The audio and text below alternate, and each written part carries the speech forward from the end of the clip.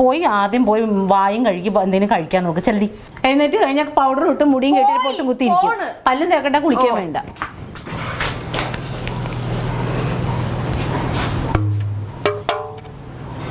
മുത്തേ മുത്തേ എന്താണ് വന്നേ.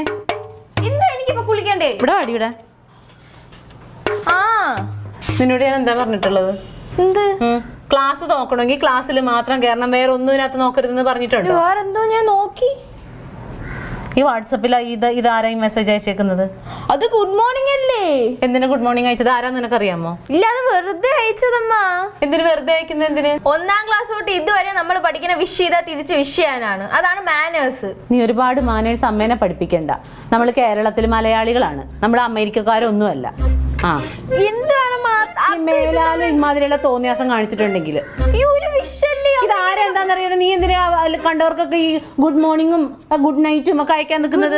മാത്രമല്ല അയക്കുന്നുള്ളൂ, അതിന്റെ അതിന്റെ ആവശ്യമില്ല. പോ. എന്താണ് നിങ്ങൾക്കൊക്കെ?